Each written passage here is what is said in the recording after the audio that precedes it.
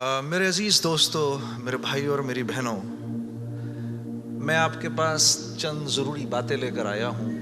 تو سب سے ضروری بات وہ یہ کہ جو سمجھنے کی ہے وہ یہ کہ ہم اس دنیا میں کیوں آئے ہیں۔ یہ سب سے امپورٹنٹ بات ہے۔ ہم اس دنیا کے اندر آئے ہیں ایک شاندار آخرت بنانے کے لیے۔ ہم اس دنیا میں کیوں آئے ہیں؟ ایک شاندار آخرت بنانے کے لیے۔ جو اس نیت سے دنیا میں زندگی گزارتا ہے، اللہ رب العزت دنیا اس کی خود بناتے ہیں۔ انسان اپنی محنت سے اپنی دنیا نہیں بنا سکتا۔ انسان اپنی محنت سے اپنی دنیا نہیں بنا سکتا۔ وہ اپنے آپ کو نہیں بنا سکتا تو باقی دنیا کیا بنائے گا؟ ٹھیک ہے، میں چاہوں کہ میری جوانی کبھی بڑھاپے کی طرف نہ جائے، یہ ہو نہیں سکتا۔ میرا اپنے اوپر تو زور چلتا نہیں ہے۔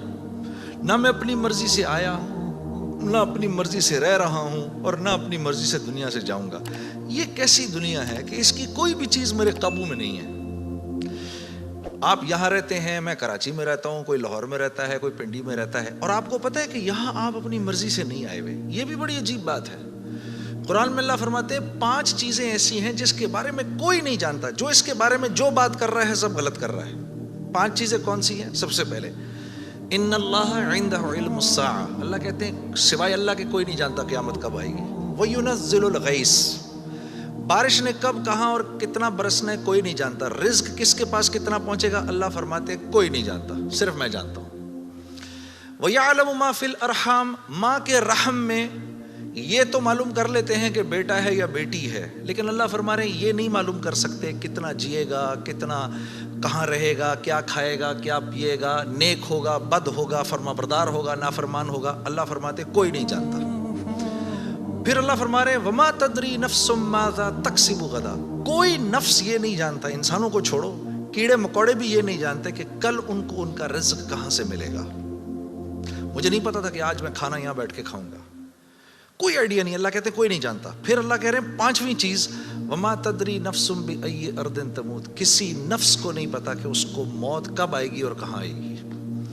سلیمان علیہ السلام کے دور میں ملک الموت سے سلیمان علیہ السلام کی بڑی دوستی تھی، تو ملک الموت حضرت اسرائیل علیہ السلام یہ سلیمان علیہ السلام کے دربار میں اکثر آیا کرتے تھے۔ تو ایک دن دربار میں آئے تو ایک آدمی کو بار بار دیکھ رہے، وہ گھبرا گیا۔ کسی کو ملک الموت دیکھے اس کی ویسی جان نکل جائے گی کہ یہ مجھے، اور وہ بھی بار بار دیکھے تو ویسے ہی ہوش اڑ جائیں گے۔ تو اس نے سلیمان علیہ السلام سے کہا کہ جی ملک الموت مجھے بار بار دیکھ رہے ہیں، آپ ایسا کریں مجھے تو ہندوستان پہنچا دیں۔ تو انہوں نے ایک جن سے کہا اس کو ہندوستان پہنچا دو، تو ہندوستان پہنچا دیا ان کو۔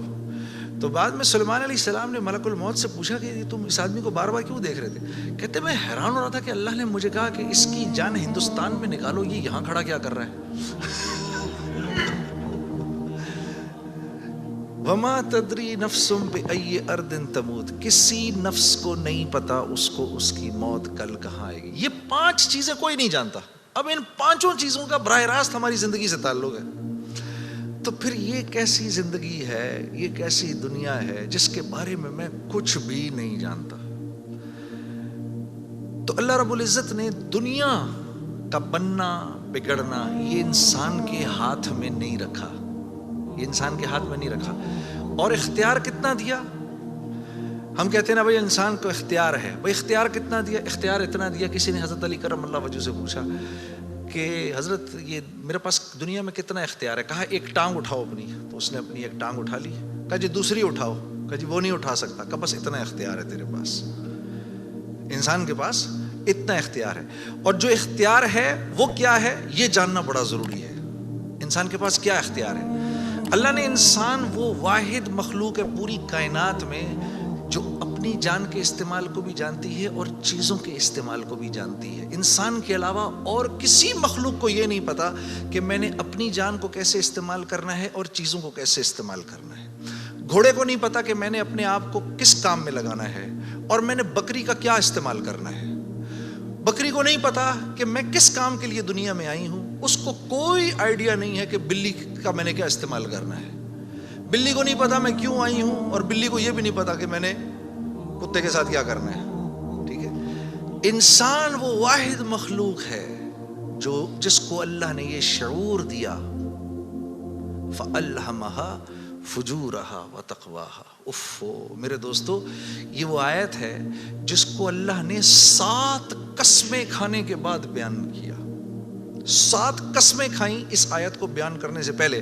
جیسے میں کہوں میری بہن اللہ کی قسم، رسول کی قسم، قرآن کی قسم، تیرے باپ کی قسم، تیری ماں کی قسم، 6 قسمیں تو یہ کھائیں. پھر آخر میں فرمایا وَنَفْسٍ وَمَا سَوَّاهَا. اچھا چل کسی کی قسم نہیں مانتا تو میرے بندے مجھے تیری جان کی قسم، فَأَلْهَمَهَا فُجُورَهَا وَتَقْوَاهَا.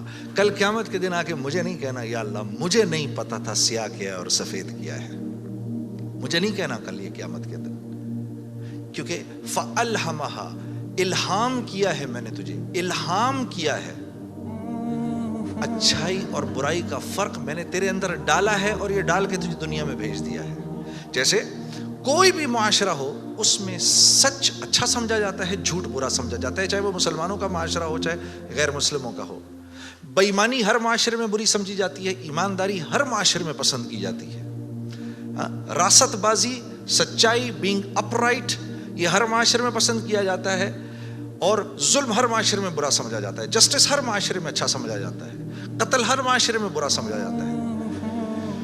تو اللہ پاک فرما رہے یہ چیزیں دے کے میں نے تمہیں دنیا میں بھیجا ہے، میں نے تمہیں تمہاری جان کا استعمال بتا دیا، چیزوں کا استعمال بھی سکھا دیا.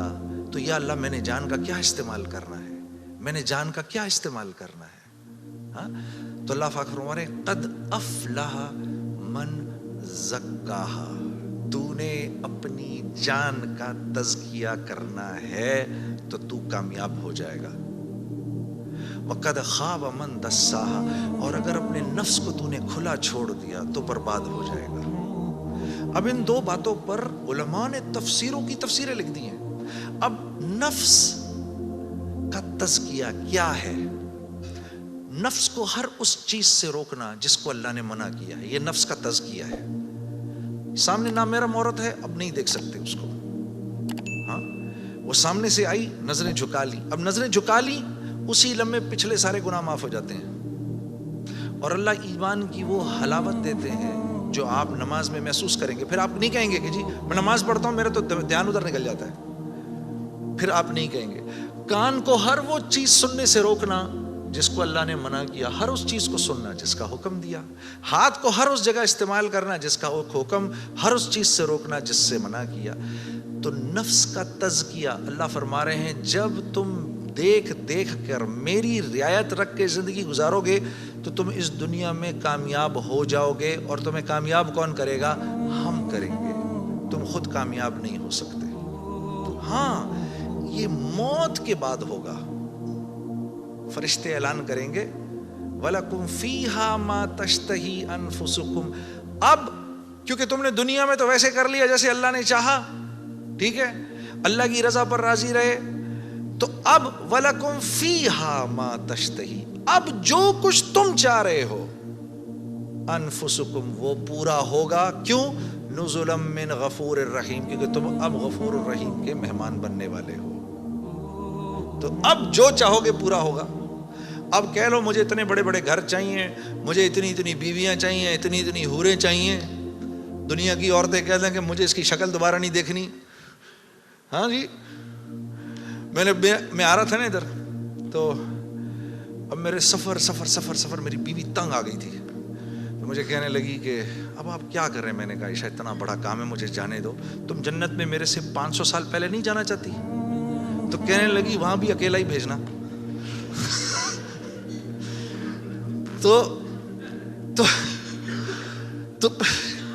تو پھر مزے ہی مزے ہیں. پھر جو آپ چاہیں گے وہ ہوگا. یہاں پابند کرنا ہے اپنے آپ کو اس دنیا میں، اور پابند کرنا اپنے آپ کو یہ سب سے مشکل کام ہے.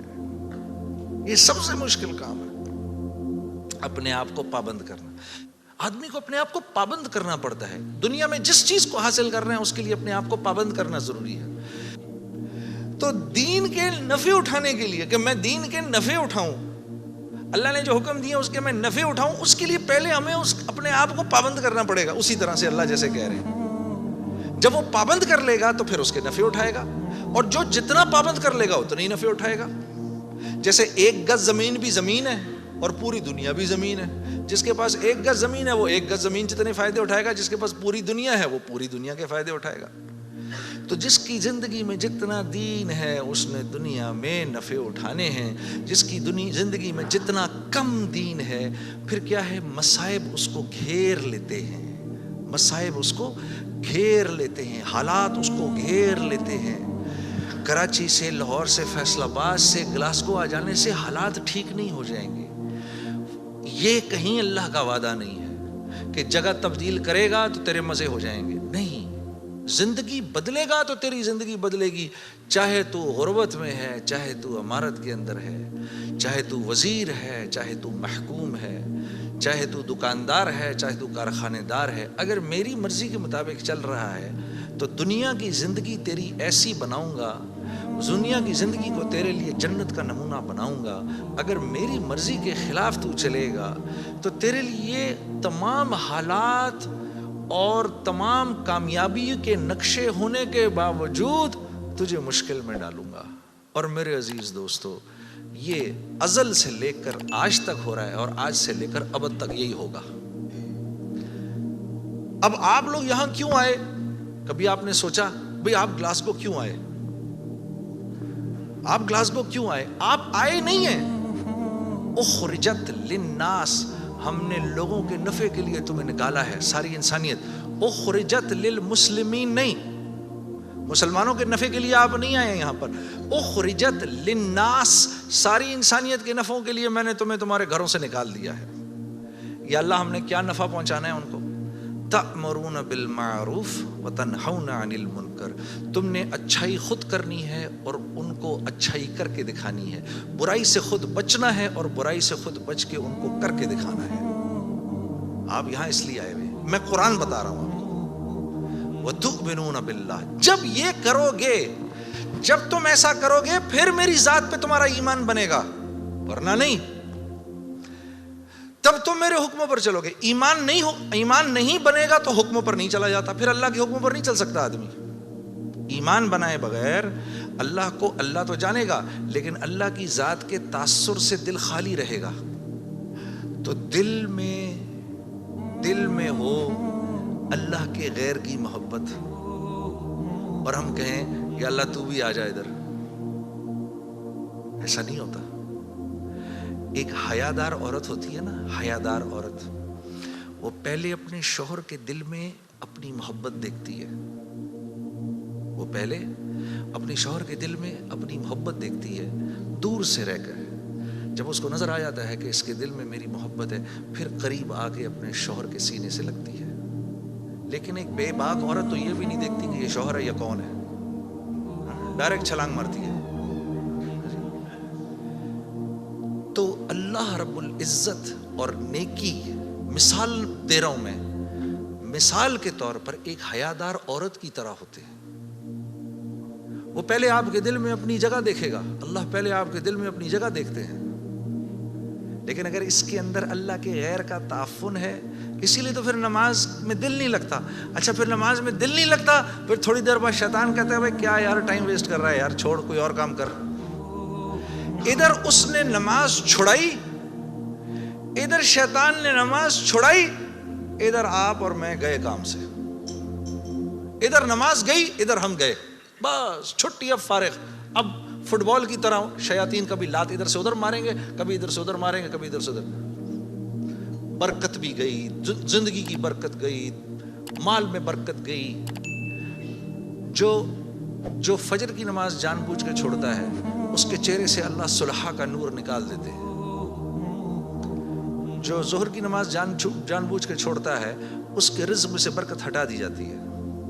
جو عصر کی نماز جان بوجھ کے چھوڑتا ہے اللہ اس کے جسم کی طاقت کو سلب کر لیتے ہیں. یہ بیمار رہتا ہے اندر سے, اس کو بیمار رکھتے ہیں. جو مغرب کی نماز جان بوجھ کے چھوڑے گا اس کو اس کی اولاد سے کبھی کوئی نفع نہیں ہوگا, اس کی اولاد ساری زندگی اس کی نافرمان رہے گی. جو عشاء کی نماز جان بوجھ کے چھوڑے گا اس کو کبھی راحت چین کی نیند نہیں آئے گی. تو اس کے علاوہ میں نے دنیا میں کرنا کیا ہے, اور یہی 5 چیزیں چاہیے مجھے دنیا کے اندر.